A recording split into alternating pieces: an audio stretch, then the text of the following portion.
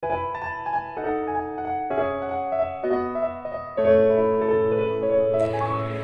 student, welcome back. My name is Rajendra Chaudhary and we are learning English. Dear student, today we are going to start second chapter from Moment's book. The name of the chapter is The Adventures of Toto. Students, we all love pets. Many of you may have pets at your home.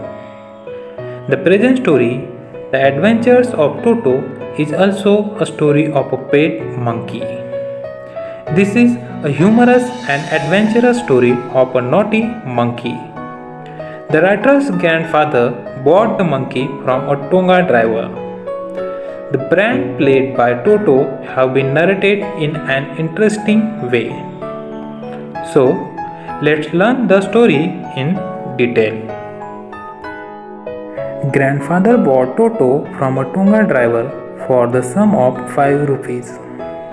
The Tonga driver used to keep the little red monkey tied to a feeding trough, and the monkey looked so out of place there that the grandfather decided he would add the little fellow to his private zoo.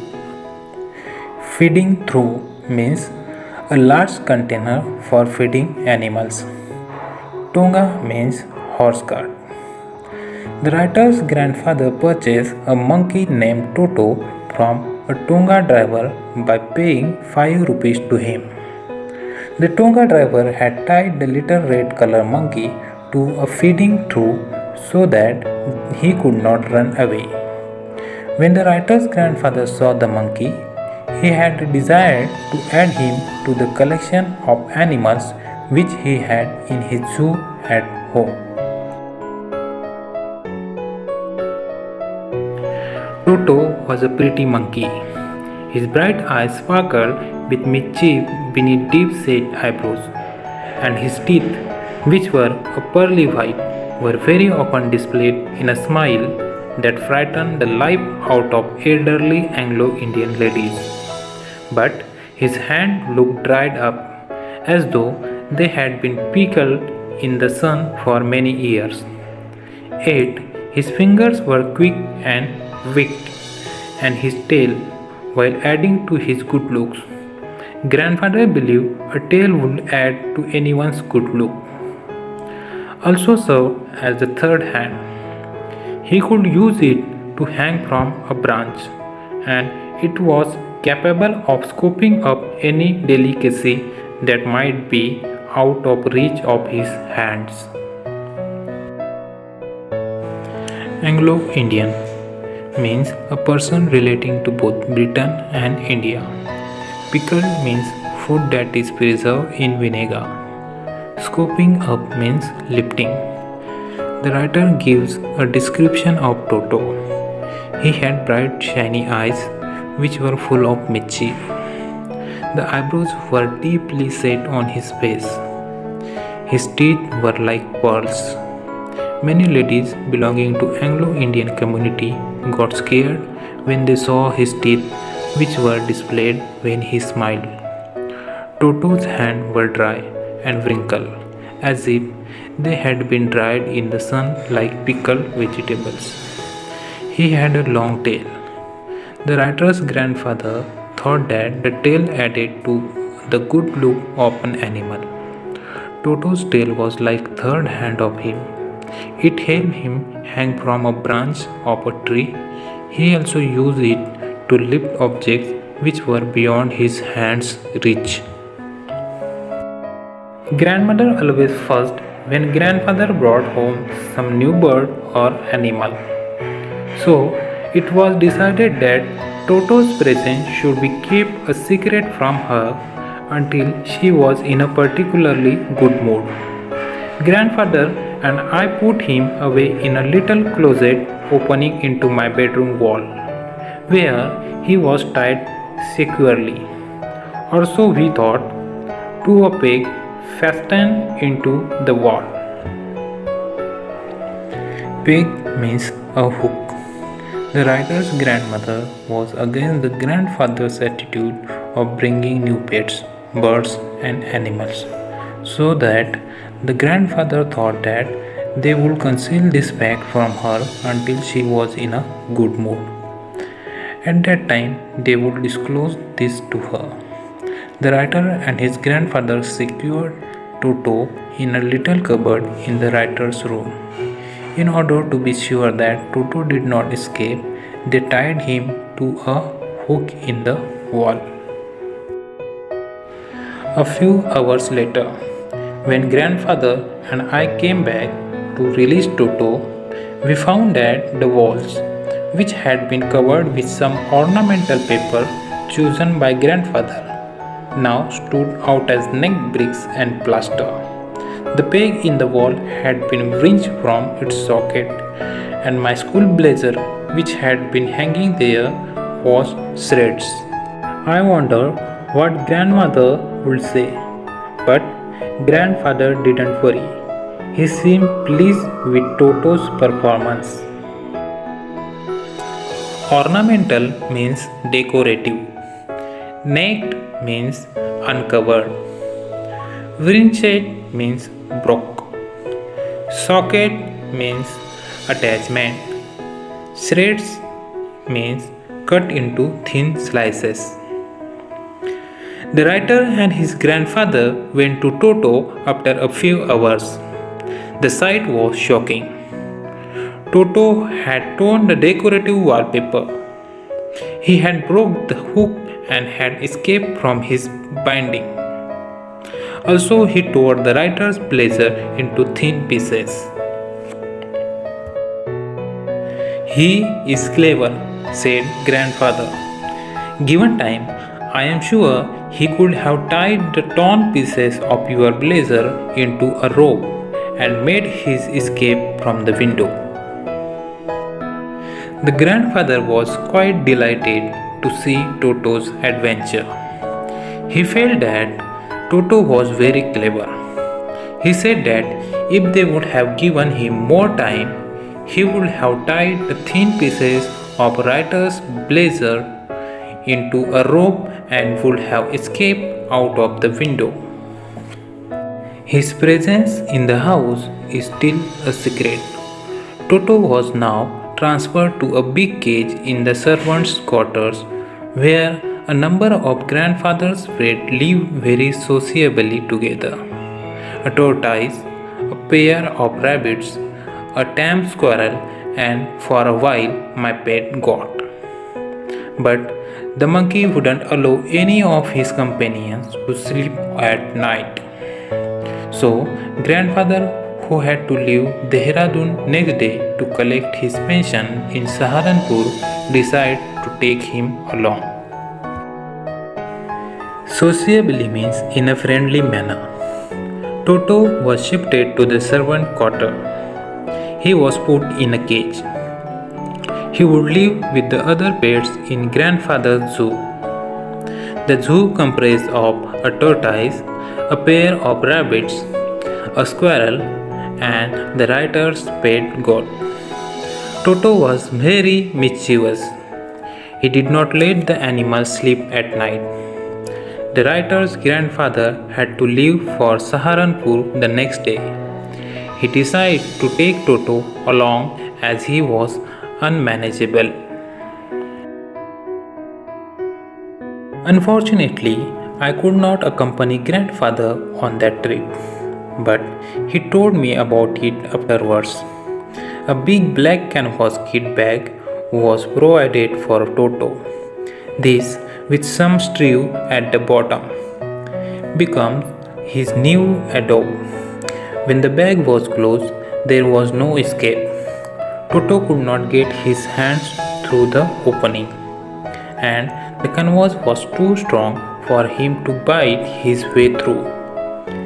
His effort to get out only had the effect to making the bag roll about on the floor or occasionally jump into the air.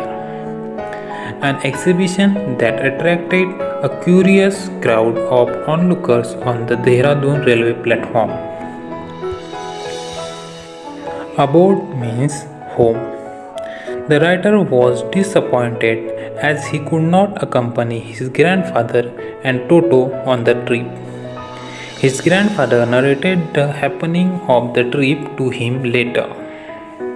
He had got a special bag for Toto. It was made of a strong material canvas. He placed some dry grass at the bottom of the bag. On the trip, the bag would be Toto's home as he would live in it. The bag had a zipper on top of it. The writer's grandfather ensured that when the bag was closed, Toto would not be able to escape out of it. Neither could he come out of the opening as it was closed with a zipper, nor could it bite the strong canvas material in order to run away. Still, Toto made unsuccessful attempts to come out of the bag. Due to this, many times the bag would roll on the floor or it would certainly jump in the air. These movements were noticed by the people on the railway platform and made them curious to know what was inside the bag. Toto remained in the bag as far as Saharanpur. But while grandfather was producing his ticket at the railway turnstile, Toto suddenly poked his head out of the bag and gave the ticket collector a white grin. Turnstile means a mechanical gate consisting of revolving horizontal arms fixed to a vertical post, allowing only one person at a time to pass through. Toto remained secured in grandfather's bag till Saharanpur. At the Saharanpur railway station, the writer's grandfather was taking out his ticket to cross the turnstile. At that time, Toto peeked out of the bag and smiled at the ticket collector.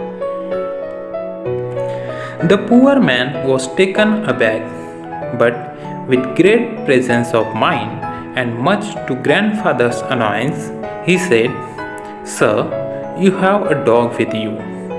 You will have to pay for it accordingly."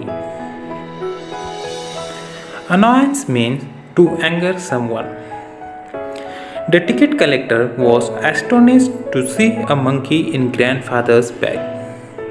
He recovered quickly and asked grandfather to pay the ticket money for traveling with a dog. In vain did grandfather take Toto out of the bag. In vain did he try to prove that a monkey did not qualify as a dog or even as a quadruped. Toto was classified as a dog by a ticket collector, and 3 rupees was the sum handed over as his fare. Vain means an unsuccessful attempt. Quadruped means an animal which has 4 feet. Fare means ticket price. Grandfather was unsuccessful in explaining to the ticket collector that Toto was a monkey and not a dog. He said that Toto was not even an animal with 4 feet. But the ticket collector was firm that Toto fell in the category of dogs. Grandfather had to pay 3 rupees for Toto's ticket. Then grandfather, just to get his own bag, took from his pocket our pet tortoise and said, "What must I pay for this, since you charge for all animals?" To get his own bag means to take revenge. Grandfather was disappointed, and in order to take revenge from the ticket collector, he took out his pet tortoise from his pocket. He asked if he was supposed to buy a ticket for it too. The ticket collector looked closely at the tortoise, prodded it with his finger, gave grandfather a pleased and triumphant look, and said, "No charge, it is not a dog." Prodded means pushed. The ticket collector took a close look at the tortoise, pushed it slightly, and announced that grandfather was not required to buy a ticket for it, as it did not fall in the category of a dog. When Toto was finally accepted by grandmother, he was given a comfortable home in the stable where he had for a companion the family donkey Nana. On Toto's first night in the stable, grandfather paid him a visit to see if he was comfortable. To his surprise, he found Nana without apparent cause, pulling at her halter and trying to keep her head as far as possible from the bundle of hay. Stable means building set apart and adapted for keeping horses. Halter means a strap or loop placed around the head of the horse or other animal used for leading or tethering it. The writer's grandmother finally came to know of Toto's presence in the house. She allotted him space in the stable along with the family donkey Nana. On the first night in the stable, grandfather visited Toto. He found Nana restless, pulling its rope in order to stay away from the heap of hay. Grandfather gave Nana a slap across her haunches and she jerked back, dragging Toto with her. He had fastened onto her long ears with his sharp little teeth. Toto and Nana never became friends. Haunches means back. Grandfather hit Nana on the back in order to stop it. Nana jumped back with a jerk and Toto was dragged along with her. A great treat for Toto during cold winter evening was the large bowl of warm water given him by grandmother for his bath. He would cunningly test the temperature with his hand, then gradually step into the bath, first one foot, then other, as he had seen me doing, until he was into water up to his neck. Once comfortable, he would take the soap in his hand or feet and rub himself all over. When the water became cold, he would get out and run as quickly as he could to the kitchen fire in order to dry himself. If anyone laughed at him during the performance, Toto's feelings would be hurt and he would refuse to go on with his bath. One day, Toto nearly succeeded in boiling himself alive. In the winter season, Toto enjoyed having a warm bath. He would pretend to be selfish and before starting his bath, he would check the temperature of the water. He would copy the writer and step into the tub 1 foot at a time. Finally, he would sit in the water with his face out of it. Then he would rub himself with soap. When the water became cold, he would run out of it to the stove in the kitchen in order to dry himself. Toto got annoyed if he was laughed upon. He would get hurt and then refuse to take bath. The writer recollects an incident when Toto had almost boiled himself. A large kitchen kettle had been left on the fire to boil for tea, and Toto, finding himself with nothing better to do, decided to remove the lid. Finding the water just warm enough for a bath, he got in, with his head sticking out from the open kettle. This was just fine for a while, until the water began to boil. Toto then raised himself a little, but finding it cold outside, sat down again. He continued hopping up and down for some time until grandmother arrived and hauled him half boiled out of the kettle. Hauled him means pulled him out. In a large kettle, water was boiling on the stove. Toto climbed up to the stove and removed the lid from it. He felt that the water was warm enough for him to take a bath. He entered the kettle with his head out of it. When the water started boiling, it became hot for Toto. He thought of coming out of the kettle, but as the temperature outside was cold for him, he stayed in it. Toto kept on jumping in the kettle for a while. It was when the writer's grandmother arrived that she took the half-boiled monkey out of the kettle. If there is a part of the brain specially devoted to mischief, that part was largely developed in Toto. He was always tearing things to pieces. Whenever one of my aunts came near him, he made every effort to get hold to her dress and tear a hole in it. If there is a part in the brain which governs our ability to create mischief, then that part in Toto's brain was highly developed, as he had great capacity to do mischief. He was always busy doing mischief. Whenever the writer's aunt passed him, he tried to tear their dresses.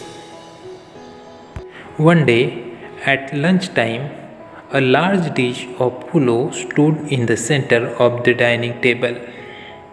We entered the room to find Toto stuffing himself with rice. My grandmother screamed, and Toto threw a plate at her. One of my aunts rushed forward and received a glass of water in the face. When grandfather arrived, Toto picked up the dish of pulao and made his exit through a window. We found him in the branches of the jackfruit tree, the dish still in his arms. He remained there all afternoon, eating slowly through the rice, determined of finishing every grain. And then, in order to spite grandmother, who had screamed at him, he threw the dish down from the tree and chattered with delight when it broke into 100 pieces. Spite means a desire to hurt, annoy, or offend someone. Chattered means a sound made by the monkey. The writer recollects another incident when Toto created a lot of mischief. At lunchtime, a dish of rice was placed on the dining table. When the family reached to eat, they found Toto eating it. The writer's grandmother screamed at Toto, and in response, he threw a plate at her. When the aunt tried to catch Toto, he threw a glass of water in their face. When the grandfather arrived, Toto left the place through a window with a dish of rice along with him. Toto remained out the entire afternoon. He sat on a branch of jackfruit tree, determined to eat all the rice. As the grandmother had screamed on him, he wanted to annoy her further, and so after eating the rice, he threw the dish. It broke into several pieces. Obviously, Toto was not sort of pet we could keep for long. Even grandfather realized that we were not well to do and could not afford the frequent losses of dishes, clothes, curtains, and wallpaper. So, grandfather found the Tonga driver and sold Toto back to him for only 3 rupees.